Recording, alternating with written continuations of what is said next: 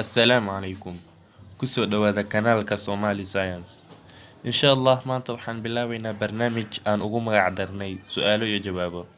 Qaybtan waa qaybtii koowaad. Fadlan haddaa haysid su'aalo, nala wadaag oo noogu reeb qaybta commentiga. Ku soo dhawaa muuqaalka.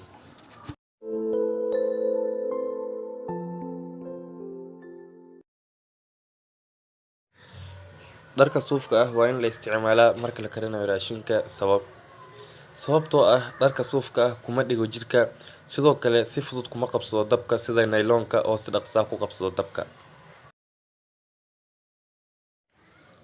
Lemonta, yaanyada iyo wixii la mid ah dhadhankoodu waa dhanaan, maxaa sababay? Lemonta, yaanyada iyo wixii la mid ah waxaa ku jira maadooyin oo kala ah citric acid iyo oxalic acid.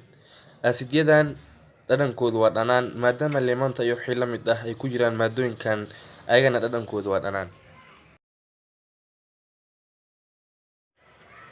Dhammaanteen waxaa ognahay dhulka inuu leeyahay atmosfeero, laakiin diyaaraduhu markay duulayaan atmosfeerka ay ku duulaan kadibna sabab. Diyaaraduhu waxay ku duulaan atmosfeerka loo yaqaano stratosphere. Atmosfeerkan ayaa u habboon diyaaradaha inay ku duulaan sababtoo ah heerkulka atmosfeerkan waa constant oo isma bedelo. Daruuro kama samaysmaan, sidoo kale ma laha duufaano. Maxaa loo doorbidaa in la xirto dharka cad xilliga kulaylaha?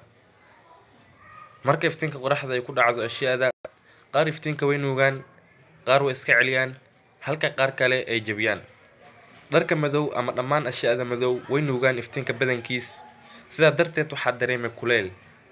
Dharka cad ama dhammaan ashyaada cad way iska celiyaan iftiinka badankiis, sidaa darteed waxaa dareemay qabow.